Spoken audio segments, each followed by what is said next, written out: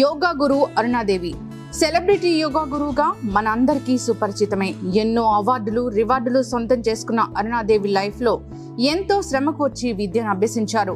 మంచు కొండలు హిమాలయాల్లో ప్రసిద్ధ గురువుల వద్ద శ్రమకు వచ్చి ఇటు యోగా అటు ఆయుర్వేద ఇంకా ఎన్నో సిద్ధ వైద్య విద్యలను అభ్యసించారు. ఈ రోజుకి అనేక మాధ్యమాల ద్వారా తన ప్రోగ్రామ్స్ తో మన అందరికీ ఆరోగ్యాన్ని పంచుతున్న యోగా గురు అరుణాదేవితో ఉమెన్స్ డే సందర్భంగా స్పెషల్ చిట్ చాట్. నమస్కారం అరుణాదేవి గారు. నమస్తే అండి. మహిళా దినోత్సవ శుభాకాంక్షలు. తప్పకుండా మీకు అందరికి కూడా మహిళా దినోత్సవ శుభాకాంక్షలు. ఎస్, ఒక సక్సెస్ఫుల్ ఉమెన్ ని ఈ మహిళా దినోత్సవం సందర్భంగా ఇంటర్వ్యూ చేయడం అనేది చాలా ప్రౌడ్ గా ఫీల్ అవుతున్నాము. ఇంత సక్సెస్ మీరు తెచ్చుకున్నారు అంటే ఖచ్చితంగా స్ట్రగుల్స్ ఉంటాయి. స్ట్రగుల్స్ ఫేస్ చేయందే ఈ స్టేజ్ వరకు రారు.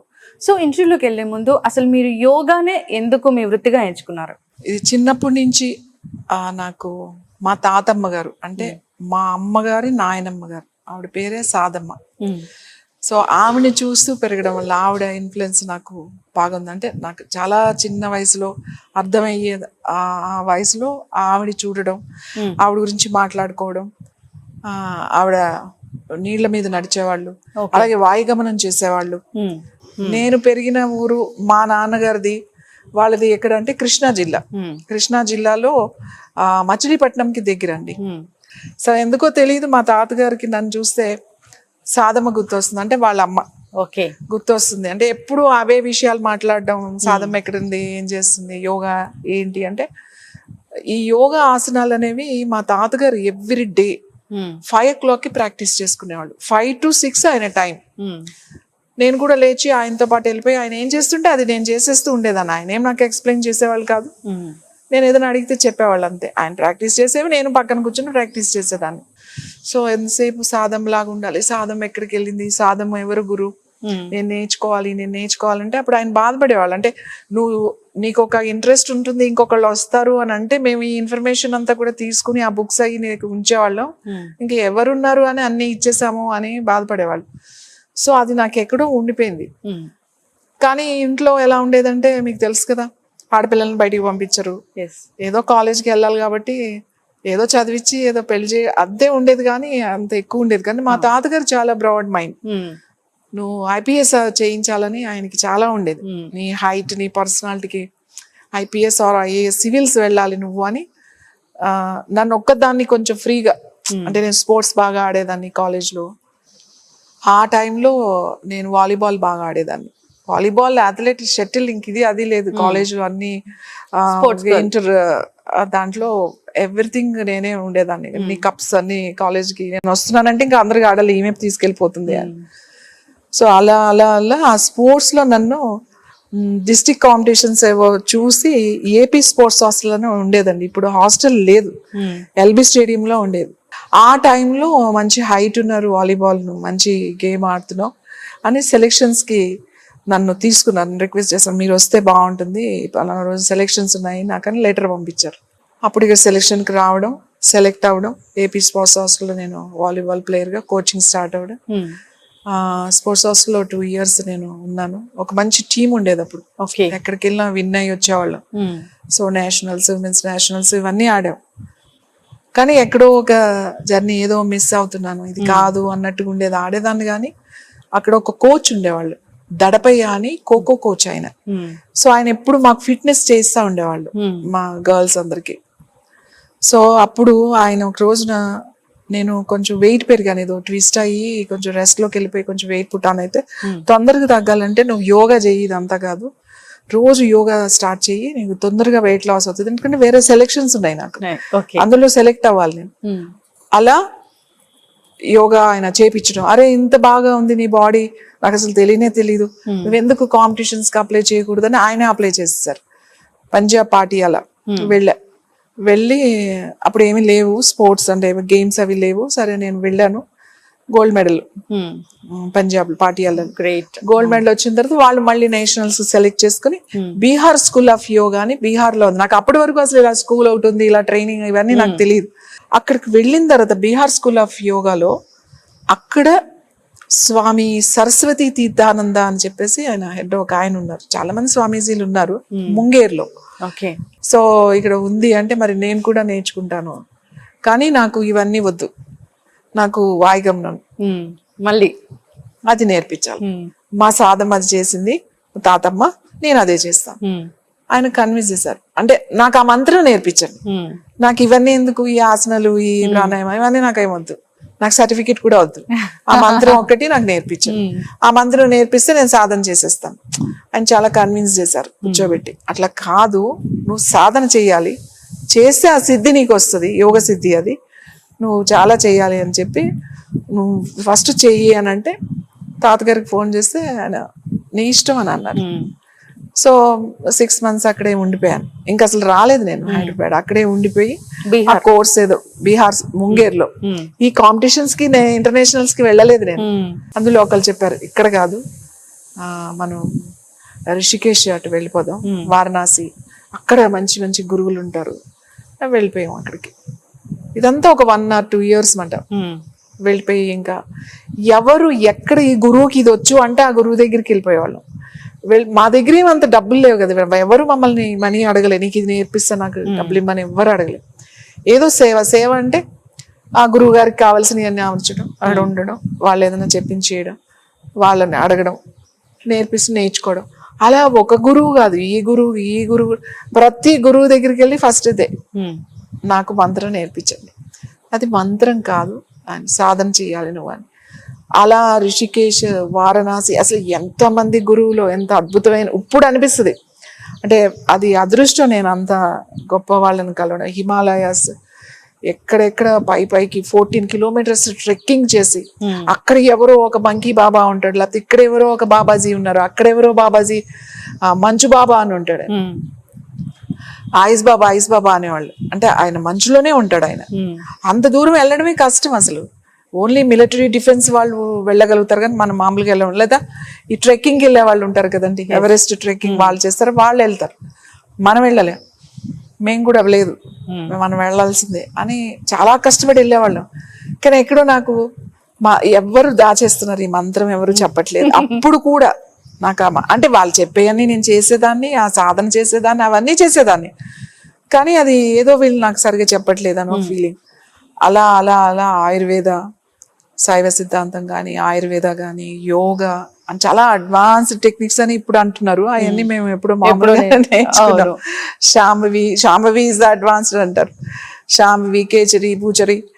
సో ఈ స్టేజెస్, భైరవి సాధన, అది చాలా కష్టం. భైరవి సాధన అప్పట్లో ఒక యోగి ఉండేవారు, ఆయన భైరవి రెండు చేయించేవాళ్ళు సాధన. చాలా కష్టం అండి అవి చేయడం, సాధన చేయడమే కష్టం.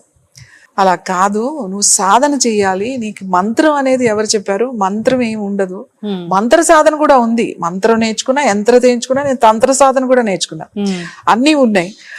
కానీ ఇది వేరు ఈ సాధన అని చెప్పి ఆయన ఎక్స్ప్లెయిన్ చేసి, హౌ టు ప్రాక్టీస్, ఎలా ఉంటుంది, స్టేజెస్ ఏంటి దాంట్లో, ఫస్ట్ ప్రథమ, మధ్యమ, ఉత్తమ, ఇవే స్టేజెస్ ఉంటాయి. సో నువ్వు ఎక్కడున్నావో అక్కడి నుంచి నువ్వు మొదలు పెట్టాలి, ఎలా ప్రాక్టీస్ చేసుకోవాలి, నువ్వే చేసుకోవాలి, ఇది ఎవరు చేయరు అనే కొన్ని. ఆయన ఆయుర్వేద, అప్పుడు డైట్ ఎట్లా తీసుకోవాలి, చాలా ఆయుర్వేదం మేము చేసాం ఆయన దగ్గర. అడవిలో ఉండి ఒక గుడిసెల, ఒక్కొక్క కత్తెర గుడిసెలు అంటారు కదా, అట్లాంటి దాంట్లో ఉండి చేసాం. లక్కీ ఏంటంటే మాకు అందరూ గొప్ప గొప్ప గురువుల్ని కలిసాం. ఇప్పుడు అన్నట్టుగా ఎవరు ఏదో మోసం చేయడమో, లేకపోతే అనవసరమైన విషయాలు మాట్లాడి, అలా. ఇప్పుడు నేను ఒక విమెన్ కదండి, అప్పుడు యంగ్ గా ఇంకొక ఇద్దరు, ఒక రష్యన్ అమ్మాయి ఉన్నది, ఇంకొక 3 అబ్బాయిలు ఉన్నారు. ఒక రష్యన్ అమ్మాయి అయితే ఆమె అఘోరి, ఆమె సాధన వేరు, ఆమె అఘోరీగా మారిపోవాలని. మేము అందుకు కూడా వెళ్ళాము, అఘోర సాధన కూడా వెళ్ళి మేము కూడా అఘోరీలు అయిపోతాం అని చెప్పేసి వెళ్తే ఆయన సరే తప్పకుండా మీరు అఘోరీగా మారండి, మీరు ఈ సాధన చేసుకుంటే నేను కొన్ని టెక్నిక్స్ చెప్పి మీరు ఈ సాధన చేసుకుని 5 సంవత్సరాల తర్వాత మీరు 2 అన్న ఇచ్చారు. 5 years తర్వాత వస్తే తప్పకుండా మీరు అఘోరీగా మారచ్చు అని చెప్పారు. వారణాసిలోనే ఇది జరిగింది. వాళ్ళ దగ్గర కూడా కొన్ని రోజులుండి వాళ్ళవన్నీ మేము చూసి వాళ్ళు చెప్పిన తర్వాత మేము వచ్చేసాం. బట్ నా వే వేరు, ఆ అమ్మాయి వేరు. అమ్మాయి 5 years మళ్ళీ రష్యా వెళ్ళిపోయి, రష్యా నుంచి 5 years తర్వాత వచ్చి సాధన చేసి ఆవిడ అఘోరీగా మారింది. ఆవిడ ఇప్పుడు అక్కడ హిమాలయస్ అక్కడే ఉంది ఆవిడ.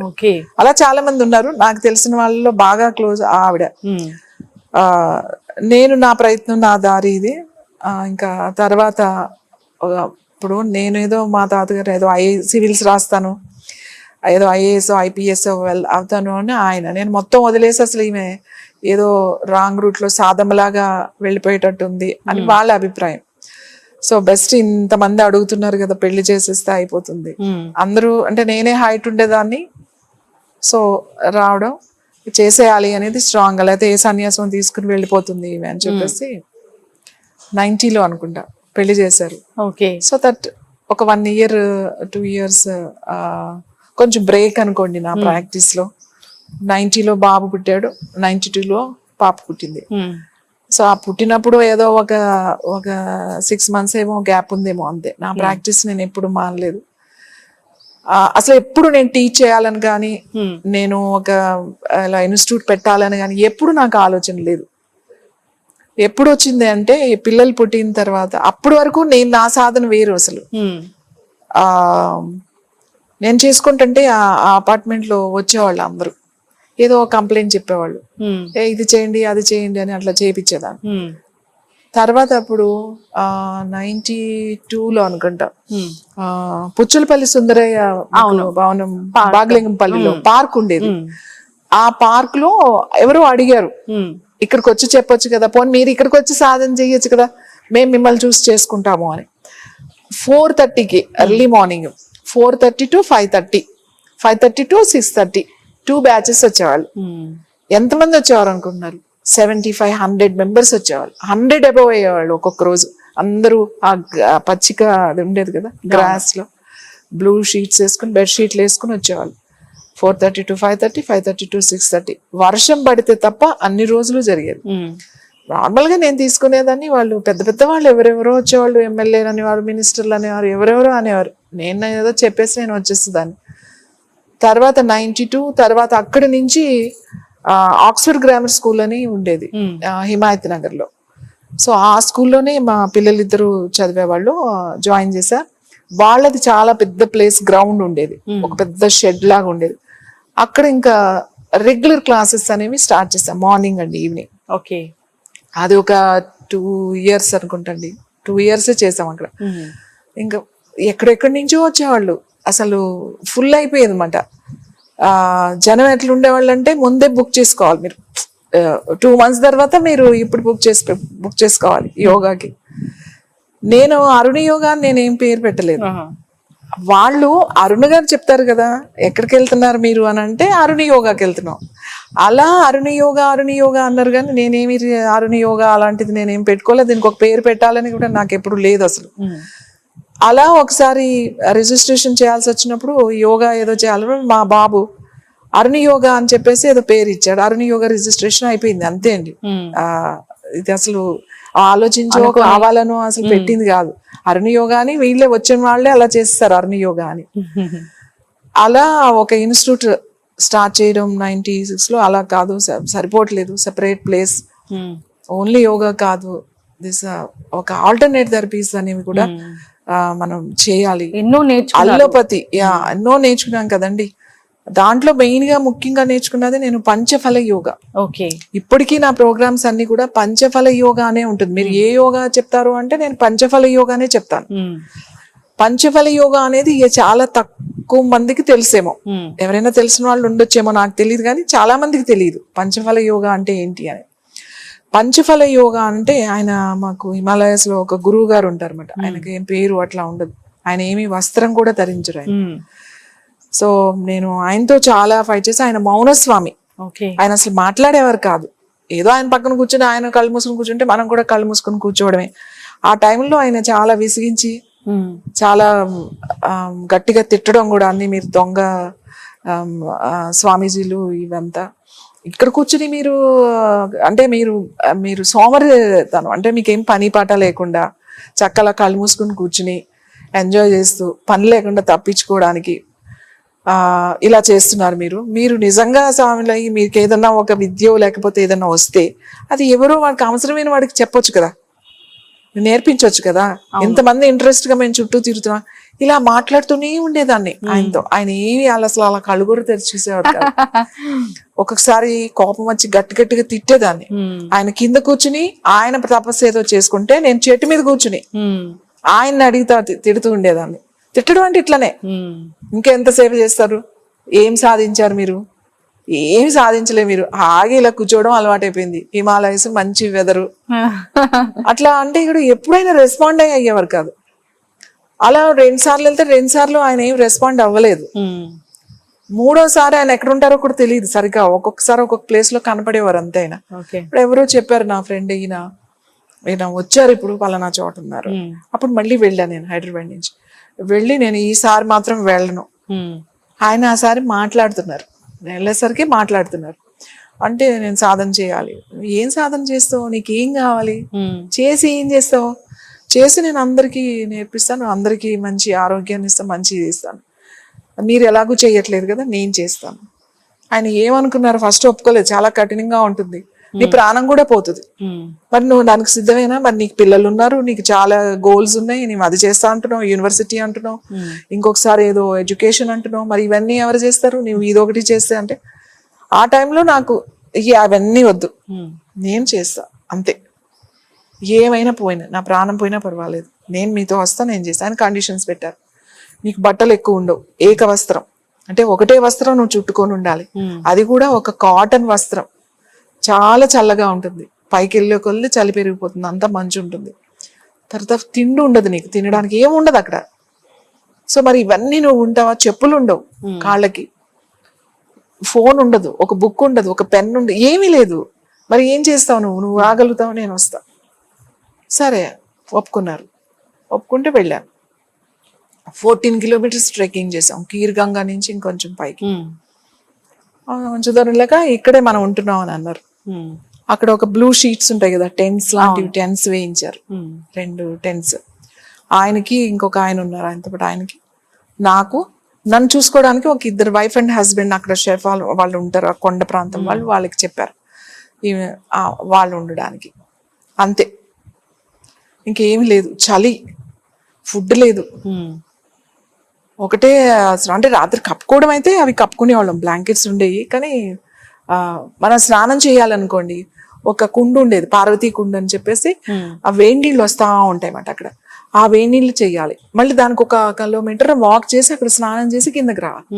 పొద్దున్నే 5 గంటలకు ఒకసారి స్నానం, మళ్ళీ వచ్చి 6 o'clock ఒక స్నానం, మళ్ళీ వచ్చి మధ్యాహ్నం హోమానికి ఒకసారి స్నానం, మళ్ళీ సాయంకాలం సంధ్యావందనానికి ఒక స్నానం. అంటే ఒక 5-6 సార్లు అది ఎక్కడో స్నానం చేయడం, కిందకి ఏంటినా ఈయన ఏదో ప్లాన్ చేసి నన్ను చంపేయడానికి తీసుకొచ్చారు ఇంత దూరం, అదేదో అక్కడే చంపేయచ్చు కదా, ఇక్కడ తీసుకొచ్చి ఈ స్నానాలు చేసి చచ్చిపోవాలా?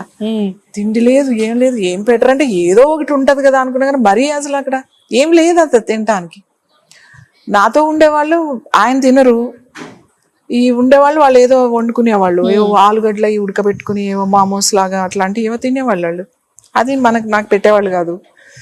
సో 10 days అండి అలానే, ఏమీ లేదు, వాటర్ ఒకటే, అస్సలు ఏమి లేదు. 9 రోజులు నేను ఏడవడం, గట్టిగా ఏడ్చేయడం. కానీ నేను ఎప్పుడు వెనక్కి రావాలని అనుకోలేదు, ఏడ్చేదాన్ని, నాకేం చెప్పట్లేదు, నన్ను తీసుకొచ్చి ఏదో, అప్పుడు నా ఆలోచన అనమాట, ఏదో మోసం చేస్తున్నారు వీళ్ళు, లేకపోతే ఏంటిది, ఏమీ చెప్పడు, ఇదే టెస్ట్ అంటే ఏదో ఒకటి చెప్పాలిగా, నేర్పిస్తానని ఏం చెప్పరే. 9 days తర్వాత గట్టిగా ఏడవడం, అరవడం. 9th డేనే ఎప్పుడో చేసా. 10th day నుంచి నాకు సడన్ గా చేంజింగ్ అనమాట. అంటే నాకు అలవాటు అయిపోయింది బాడీ, ఇంకా అంత ఎవ్రీథింగ్, ఆ చలి, ఆ వాతావరణం, ఆ బట్టలు, ఏం లేదు అలవాటు, ఆ వాటర్ అన్ని అలవాటు అయినాయి. సో అప్పుడు 10th day నువ్వు ఇప్పుడు రెడీగా ఉన్నావు, సో ఇప్పుడు సాధన మొదలవుతుంది అని పంచఫల యోగా నేర్పించారు. ఆయన నాకు ముందేం చెప్పలేదు, ఇది పంచఫల యోగా లేకపోతే అదని ఇదని ఏమీ చెప్పలేదు. ఆయన నేర్చుకుని 45 days తర్వాత నువ్వు ఇప్పుడు వెళ్ళిపోతున్నావు, నువ్వు వెళ్ళిపోవాలి, ఇప్పుడు నువ్వు నేర్చుకున్నది పంచఫల యోగా అని చెప్పి నువ్వు ఇలా ఉపయోగించి ఇలా చేయి అంటే, నేను వెళ్ళను అని ఏడ్చా, నాకెవరు వద్దు, నేను ఇక్కడే ఉంటాను అని. మరి అన్ని మాటలు చెప్పావు కదా నువ్వు అని ఆయన ఎక్స్ప్లెయిన్ చేసి, నేను వెళ్ళిపోవాలి, ఇంకా లోపలికి వెళ్తా, నువ్వు ఉండలేవు అక్కడ, నువ్వు వెళ్ళాలి, నువ్వు వెళ్ళు, తప్పకుండా నువ్వు అనుకున్నది నువ్వు సాధిస్తావు, బ్లెస్సింగ్స్ ఉంటాయి, నేను నీకు కనబడుతూనే ఉంటాను. ఆయన పేరు ఏమి ఉండదు, గురువు అనేవాళ్ళు గురువు అంటారు, బాబాజీ అనేవాళ్ళు బాబాజీ అంటారు, ఏమీ అనకపోయినా ఓ అన్నా ఆయన మనం వంక చూస్తారు. సో అది నేర్చుకున్న తర్వాత నేను మళ్ళీ అమృత్సర్ వచ్చి, అమృత్సర్ నుంచి ఇక్కడికి వచ్చి కొన్ని రోజులు ఏం చేయలే, నాకు ఇన్స్టిట్యూట్ ఇవన్నీ వదిలేసా. తర్వాత మళ్ళీ అగైన్ ఐఎమ్ స్టార్టింగ్ అండి. ఇక్కడ ఫుడ్ తినడం మొదలెట్టామంటే మన ఆలోచనలు కూడా మొదలవుతాయి కదా. So it's my journey. అంటే పంచఫల యోగా అంటే ఏంటి అంటే ద ఫస్ట్ వన్ క్లెన్జింగ్ అండి. First step detox. డిటాక్స్ అంటే ఫిజికల్, మెంటల్లీ, ఎమోషనల్లీ డిటాక్స్ ఉంటుంది. దానికి ఒక పద్ధతి ఉంటుంది. కంప్లీట్ ఫాస్టింగ్, ఓన్లీ లిక్విడ్స్ లో పెట్టి ఎటువంటి పని చేయకూడదు. అది 3 days అవ్వచ్చు, 2 days అవ్వచ్చు, 5 days అవ్వచ్చు, ఏ పని ఉండదు. మీకు ఒక పూజ, ఒక మంత్రం, ఒక టీవీ, ఒక ఫోన్, ఒక పేపర్, ఒక బుక్ ఏం చేయకూడదు. జస్ట్ వెజిటబుల్ జ్యూసెస్ తాగుతాం. ఆ టైమింగ్ ఎవరికి ఏది కావాలంటే అది ఇచ్చేస్తాం. తర్వాత మేము చెప్పిన ప్రాణాయామం ఏదో ముద్ర ఉంటుంది. ఆసనాలు కానీ, ఫిజికల్ వాకింగ్, ఫిజికల్ యాక్టివిటీ ఏమీ ఉండదు. జస్ట్ విల్ లీవ్, బట్ మిమ్మల్ని అలా వదిలేస్తాం. సడన్ గా సైలెన్స్ మీరు భరించలేరు, చాలా కష్టం. 3 రోజులు ఉంటుంది, అది 5 రోజులు ఉంటుంది ప్రోగ్రామ్. ఇది డిటాక్స్ అంటామన్నమాట. ముందు డిటాక్స్ చేయండి. తర్వాత వాళ్ళ ప్రాబ్లమ్స్ ఏంటి, బాడీ మీద ఫోకస్ చేయమని చెప్తాను. ఫిజికల్ గా మీకు ఏం ప్రాబ్లమ్స్ ఉన్నాయి, డయాబెటీస్ ఉందా, లేకపోతే ఇంక వేరే ఏమైనా ప్రాబ్లమ్స్ ఉన్నాయా, దాన్ని బట్టి వాళ్ళకి యోగా అంటే అది ముద్ర కావచ్చు, ప్రాణాయామం కావచ్చు, ఆసనాస్ కావచ్చు, వాళ్ళ కండిషన్ బట్టి.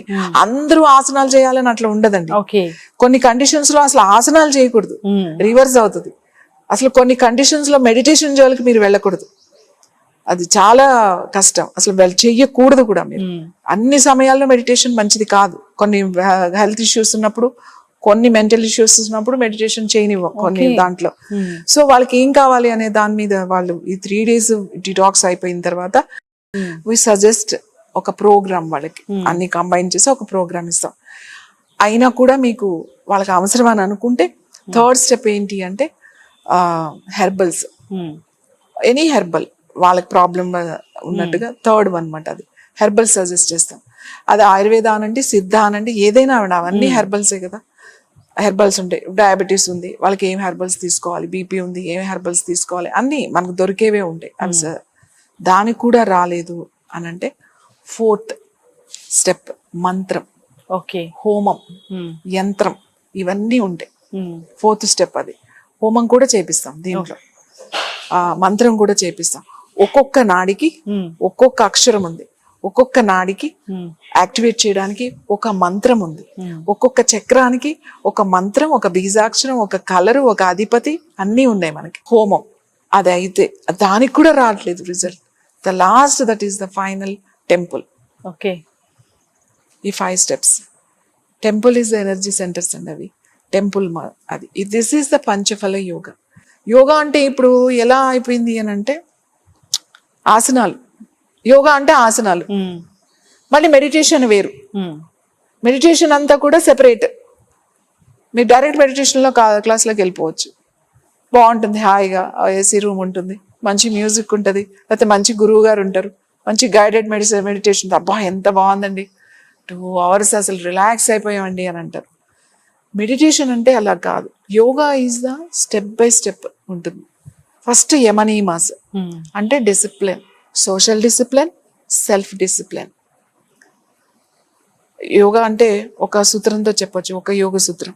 అహింస, సత్య, అస్తేయ, బ్రహ్మచర్య, అపరిగ్రహ, యమః. అంటే వాట్ ఈజ్ యమ? అహింస. అహింస, హింస అనేది ఉండకూడదు. సత్యం, ఎప్పుడు నిజమే చెప్పాలి. అహింస, సత్యం. అస్తేయం, అస్తేయం అంటే నీది కానిది నువ్వు ముట్టుకోకూడదు, నువ్వు ఆశించుకోకూడదు. అంటే దొంగతనం కూడా చేయకూడదు. దొంగతనం చేయడం అంటే అది పట్టుకెళ్ళిపోవడం కాదు, మనసుతో కూడా నీ ఆలోచన రాకూడదు. అస్తేయం. బ్రహ్మచర్యం అంటే నీ 5 senses ఏవైతే పంచేంద్రియాలు ఉన్నాయో నీ కంట్రోల్లో ఉంచుకోవడం. తర్వాత అస్తేయ, తర్వాత బ్రహ్మచర్య, అపరిగ్రహ. అపరిగ్రహ అంటే ఏంటంటే మనకి అవసరం లేని దాన్ని కూడా మనం దాచిపెట్టేయడం. ఇప్పుడు డబ్బులు ఉన్నాయి, నీకు అవసరం లేదు, నీకు ఉంది, నీకు సరిపోయే అంత ఉంది.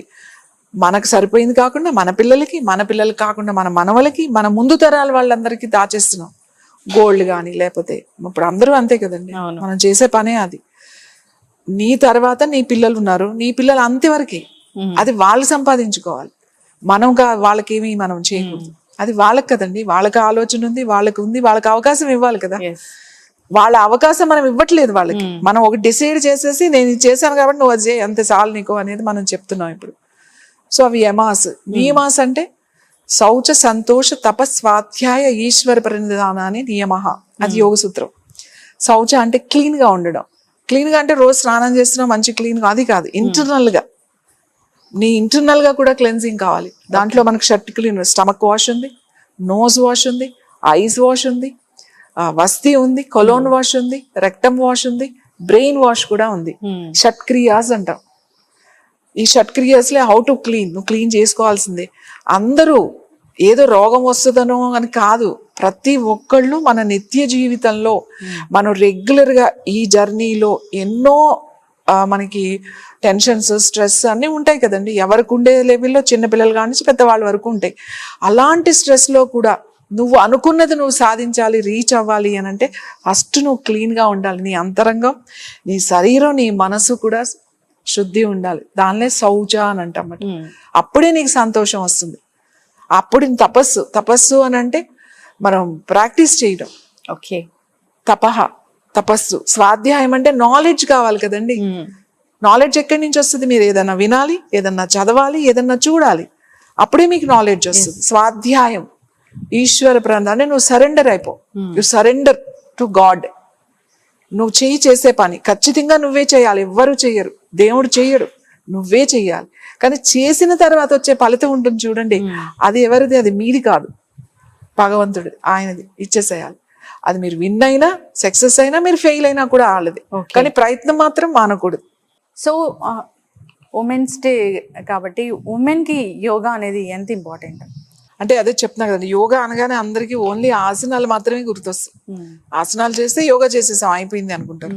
నాట్ కంప్లీట్ కాదండి. యోగా అనేది, ఆసనాలు అనేది యోగాలో జస్ట్ ఒక చిన్న భాగం, ఫస్ట్ స్టెప్ అంతే. ముందు ఒక స్టెప్ అది. దాని తర్వాత ప్రాణాయామం ఉంటుంది, దాని తర్వాత మెడిటేషన్ ఉంటుంది. సో మీరు మెడిటేషన్కి వెళ్ళాలి అని అంటే ఇక్కడి నుంచి వెళ్ళాలి మీరు. ముందు ఆసనాలు, అవి అన్నీ కూడా. ఒక్కొక్కసారి ఒక్కొక్కరికి ఆసనాలు అవసరం ఉండకపోవచ్చు, వాళ్ళు బ్రీతింగ్ ఒకటే అవసరం ఉండొచ్చు, కొంతమందికి మెడిటేషన్ ఒకసారి అవసరం ఉండొచ్చు. సో బాడీని is a very very very important. దేహమే దేవాలయం అన్నారు కదా, చాలా ఇంపార్టెంట్. అంటే విమెన్కి కానీ ఎవరికైనా మానవ శరీరం, నేనేమంటానంటే యోగాని ప్రతి ఒక్క మహిళ జీవితంలో ఒక భాగంగా చేసుకోవాలి. పొద్దున్నే లేచి స్నానం చేస్తాం కదా, పొద్దున్నే లేచి టిఫిన్ చేస్తాం, అయితే పొద్దున్నే లేచి పూజ చేస్తాం, దీపం పెడతారు, చాలా మంది ప్రేయర్ చేసుకుంటారు. యోగా కూడా అంతే. మీరు యోగా చేస్తే మీరు పూజ చేసినట్టే, యోగా చేస్తే మీరు హోమం చేసినట్టే, యోగా చేస్తే మీరు గుడికి వెళ్ళినట్టే. ఎందుకంటే ఎవ్రీథింగ్ ఇన్ యువర్ బాడీ. లోపల ఎవరున్నారు? ఆత్మ పరమాత్మ నీ లోపలే ఉన్నారు. జస్ట్ మీరు ఇన్నర్ జర్నీ చేయండి, బయట జర్నీ మీకు పెద్దగా ఉపయోగపడదు. బయట ఎంతసేపు బయటే అబ్జర్వ్ చేస్తూ ఉంటాం, అది జరిగింది, ఇది జరిగింది, అది చేస్తాం, మనం లోపల ఎప్పుడు చూడం. సో యోగా అంతా ఏం చెప్తుంది? గో ఇన్సైడ్ అని చెప్తుంది. లోపలికి వెళ్ళు. లోపలికి వెళ్తే ఫస్ట్ నువ్వు ఏంటి అనేది నీకు తెలియాలి.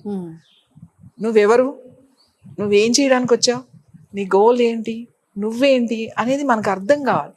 మన శరీరం అది ఎక్కడి నుంచి అర్థం అవ్వాలి? మన శరీరంలో భాగాలు. ఎంతమందికి మన శరీరంలో మన అవయవాల గురించి ఎంతమంది ఫోకస్ చేస్తారు? యోగా ఫోకస్ చేస్తుంది. Focus on your hands, focus on your knee joints, focus on your knee muscles, knee joint, nerves, all bone, అంటే ఎవ్రీథింగ్ చెప్తామట. సో ఫోకస్ ఇన్సైడ్ అని చెప్పేది. ఎప్పుడైతే నీకు ఆ ఫోకస్ ఇన్సైడ్ కుదిరిందో 100% నీ గోల్ నువ్వు బయట ఫోకస్ చేయగలుగుతావు. ఓకే, మీ గోల్ ఏంటి, మీరు అది రీచ్ అవ్వగలుగుతారు. అంత ఎనర్జీ వస్తుంది. ఎంత ఇదంతా సేవింగ్స్ అండి. యోగా అంటే మీ లైఫ్ని సేవ్ చేస్తుంది ఎవ్రీడే. సపోజ్ మీరు ఒక 10 నిమిషాలు చేశారు యోగా. యోగా అంటే ఏంటి? ప్రాణాయామం చేసుకున్నారు అనుకుందాం.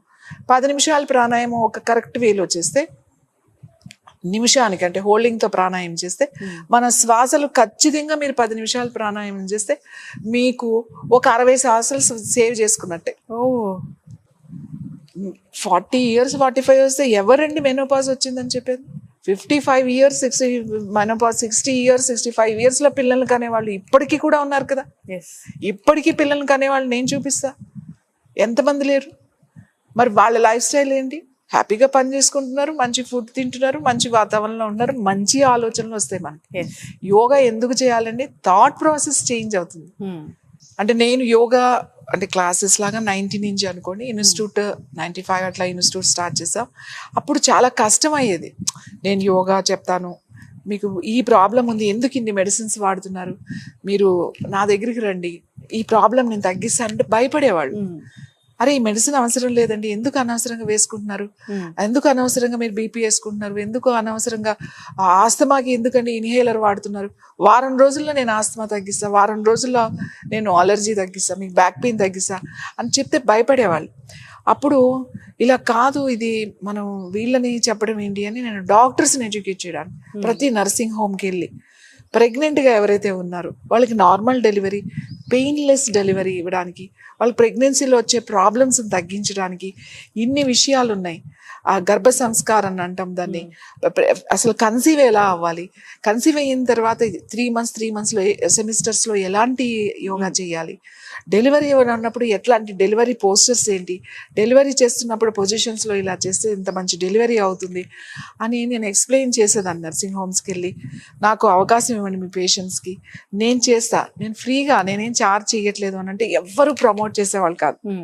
ఏ డాక్టర్స్ కూడా అమ్మ వద్దండి, ఏదైనా రిస్క్ ఎందుకు, మనకి ప్రాబ్లమ్స్ ఇవన్నీ ఎందుకు, ఏం నడుము నొప్పి వస్తే ట్యాబ్లెట్ వేసుకుంటే అయిపోతుంది కదా, దానికి ఎందుకు మళ్ళీ ఏదైనా ఇంజ్యూర్ అయిపోతుందేమో అని చెప్పాలి. ఎన్ని హాస్పిటల్స్ నేను ఒక పాంప్లెట్స్ ప్రింట్ చేపించి డాక్టర్స్ని కన్సల్ట్ చేపి నేను చేస్తా అంటే ఎవరు నన్ను ఎలో చేయలేదు. అంటే నా ఫ్రెండ్సే నన్ను ఎలో చేయలేదు, నా ఫ్రెండ్స్ కూడా కొంతమంది డాక్టర్స్ ఉన్నారు. అప్పుడు ఫెర్నాండెస్ హాస్పిటల్ డాక్టర్ ఎవిటా అని చెప్పేసి ఆవిడ, అంటే నాకు అప్పుడు ఎన్ని ఇయర్స్ అంటే 20 years, కానీ నీకు ఇంత నాలెడ్జ్ ఉంది, ఇంత మాట్లాడుతున్నావు, నేను నీకు ఒక అవకాశం ఇస్తాను అని చెప్పి ఆవిడ, అప్పుడు బొగ్గులకుంటలో ఇప్పటికీ ఉంది హాస్పిటల్, ఆవిడ అవకాశం ఇచ్చారు. ఈవిడని ఎలో చేయండి హాస్పిటల్లోకి, ఈవిడికి కూర్చోబెట్టండి, మీ చెకప్కి వచ్చినప్పుడు ఈవిడికి ఎక్స్ప్లెయిన్ చేయండి. ఎవరైతే చెకప్కి వస్తారో నా దగ్గరికి వచ్చినప్పుడు మీరు డైట్ ఇలా తీసుకోవాలి, మీరు యాక్టివ్గా ఉండాలి, ఏం ప్రాణాయామం చేయాలి అక్కడే చెప్పేసేదాన్ని. చెప్పేస్తే ఆవిడ తర్వాత నువ్వు డెలివరీ కూడా నువ్వు అటెండ్ అవ్వమ్మా అంటే నేను డెలివరీకి అటెండ్ అయ్యేదాన్ని. డెలివరీ అయ్యేటప్పుడు కూడా నేను ఎక్సర్సైజ్ చేయించేదాన్ని. ఆవిడ నాకు ఏం కావాలో అన్నీ అరేంజ్ చేసేవాళ్ళు, ఈ బాల్స్ లాంటివి, వాటర్ లాంటివి. అప్పుడు ఎప్పుడు అనుకుంటున్నారు ఇవన్నీ, 96 ఆ టైంలో లేదు, ప్రెగ్నెంట్ విమెన్ యోగా చేయాలి, చేస్తేనే వీళ్ళకి నార్మల్ డెలివరీ అవుతుంది అని హాస్పిటల్లో నేను డెలివరీస్కి అటెండ్ అయ్యేదాన్ని. చాలా డెలివరీస్ నేను చేశాను. వెళ్ళి డాక్టర్స్ చాలా రిలాక్స్డ్గా ఉండేవాళ్ళు నేను వస్తే, మీరు చేపిస్తారు అని. చాలా క్రిటికల్ అయితే కానీ వాళ్ళు సర్జరీకి వెళ్ళేవాళ్ళు కాదు. నేను డాక్టర్ ఎవిటా గురించి ఎందుకు చెప్తున్నానంటే, ఆమెకి నేను గుర్తున్నానో లేదో తెలియదు కానీ నాకు ఈ రోజుకి ఆవిడ, నేనంటే ఆ టైంలో ఎవ్వరూ ఎలా చేయని టైంలో ఆవిడ ఇంట్రడ్యూస్ చేసి యోగాని, దాని తర్వాత యోగా గురించి మాట్లాడడం. ఈవెన్ నేను పేపర్లో 2008లోనో 2009లోనో నేను న్యూస్ పేపర్లో స్టార్ట్ చేసినప్పుడు చాలా రెస్ట్రిక్షన్స్ ఉండే, మీరు చెప్పకండి, ఇది తగ్గుతుందని చెప్పొద్దు అని. అప్పట్లో అంత మాట్లాడడానికి లేదు. దూరదర్శన్లో ఉన్నప్పటి నుంచి నేను ప్రోగ్రామ్స్ ఇవ్వడం మొదలు పెట్టేదాన్ని. ఇది ఎక్కువ నేర్చుకుంది ఏంటి అని అంటే, యోగాలో కూడా ఇలా ఒక ప్రాబ్లంకి ఇలా చెప్పొచ్చు అని అప్పుడు ఎవరు చెప్పేవాళ్ళు కదండి. ఈ ప్రాబ్లంకి యోగా అని ఇలా డివైడ్ చేసి ఒక గ్రూప్, ఒక ప్రోగ్రామ్ ఎవరు చేయలేదు. So that is the first women నేను ఒక ప్రోగ్రామ్స్ చేసి ఇది చేస్తే ఖచ్చితంగా తగ్గుతుంది అని ఒక సిలబస్ లాగా చేసి అప్పటి నుంచి ఈ రోజు వరకు నేను సర్టిఫికేట్ ఇస్తుంది కూడా. అంటే ఒక 5000 అబోవ్ యోగా టీచర్స్ని ఇప్పటి వరకు నేను తయారు చేశాను. అందరూ థెరపిస్టులనే. చాలామంది అంటారు మీరు ఆయుర్వేద చేశారా, మీరు హోమియోపతి చేశారా అని. నేను యోగా చేశానండి అంట. పతంజలి మహర్షి కూడా ఫస్ట్ రాసింది ఆయన వ్యాకరణ శాస్త్రం అయితే, సెకండ్ది రాసింది ఆయన వైద్య శాస్త్రం, యోగ శాస్త్రం. 3 శాస్త్రాలు రాశారు ఆయన. అందరూ చరకుడు సుశ్రుతుడు అని అనుకుంటారు. చరకుడు సుశ్రుతుడు ఇస్ సర్జన్ అయితే, చరకుడు ఆయన జనరల్ ఫిజిషియన్. అప్పటికే ఉన్న ఆచరణలో ఉన్న దాన్ని వాళ్ళు ఇంకా ఎలాబరేట్ చేసి ఇంకా బుక్స్ రాశారు. చరక సంహిత, సుశ్రుత సంహిత. అలాగే అగస్త్యుడు కానీ, భరద్వాజుడు కానీ, ఇంతమంది గొప్ప ఇది ఉంది. యోగా అంటే ఒక ఎక్సర్సైజ్ లా చేసేసారు. ఇప్పుడు 2 నడుస్తున్నాయండి. ఒకటి ఎక్సర్సైజ్ ఫిజికల్, ఇంకొకటి స్పిరిచువల్ మెడిటేషన్. ఈ 2 విడదీసి వెళ్తే ఇటు ఈ 2 విధాలుగా వెళ్ళిపోయారు. నా ప్రయత్నం ఏంటి అని అంటే, చిన్నప్పటి నుంచే పిల్లలకి, అలాగే సిలబస్లోనే పిల్లలకి యోగా ఉండాలి. యోగా అంటే అదేమి ఎక్సర్సైజ్ కాదు. ఇవాళ పిల్లలు ఇంత డెలికేట్గా ఉండడానికి, ఇంత సెన్సిటివ్గా ఉండడానికి కారణం కూడా ఇదే. ఎందుకంటే వాళ్ళకి కష్టం తెలియాలి, వాళ్ళకి ఎక్స్పీరియన్స్ రావాలి. పిల్లలకి ఎక్స్పీరియన్స్ రావాలి అని అంటే మనకి జ్ఞానం తెలియాలి. స్వాధ్యాయం అంటే అంత మంచి నాలెడ్జ్ ఓన్లీ యోగాలోనే ఉంటుంది, కల్చర్. సో ముందు ఆడవాళ్ళు రోజు పిల్లలకి బ్రష్ చేయడం నేర్పిస్తారు కదా, తల్లులే నేర్పిస్తారు కదండి బ్రష్ చేయడం. అలాగే పిల్లలకి మాటలు వస్తున్నప్పుడే యోగా కూడా జస్ట్ అలా కళ్ళు మూసుకుని ఒక 2 నిమిషాలు కూర్చోబెట్టడం అలవాటు చేయాలి వాళ్ళకి. ఏదైనా ఫోకస్ చేసుకుని కూర్చోబెట్టడం తల్లులు మహిళలు మాత్రమే చేయగలుగుతారు. ఒక మహిళ ఈ యోగిక్ లైఫ్లోకి వస్తే కుటుంబం అంతా యోగిక్ లైఫ్లోనే ఉంటుంది. So healthy life, healthy society రావాలంటే మహిళలే మారాలి.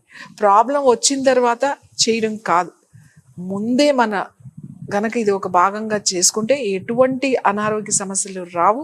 వీళ్ళ అనుకున్నది ఖచ్చితంగా రీచ్ అవ్వగలుగుతారు. ఎస్, తప్పకుండా అండి. మీరు ఏదైతే మెసేజ్ ఇచ్చారో అందరు కూడా చేరాలని ఆశిద్దాం, అందరు కూడా ఆచరించాలని కూడా కోరుకుందాం, అందరూ ఆరోగ్యంగా ఉండాలని కూడా కోరుకుందాం.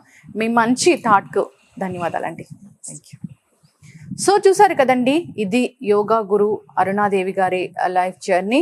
సో యోగా అనేది ఎంత ముఖ్యమో, ప్రతి మహిళ యోగా ఎందుకు నేర్చుకోవాలో, సో దానివల్ల ఎటువంటి లాభాలు కలుగుతాయో అరుణాదేవి గారి మాటల్లో విన్నారు కదా. సో అందరు కూడా ఆచరించండి, ఆరోగ్యంగా ఉండండి. ఇది ఇవాల్టి స్పెషల్ ఎపిసోడ్. మరో టాపిక్తో మళ్ళీ కలుద్దాం.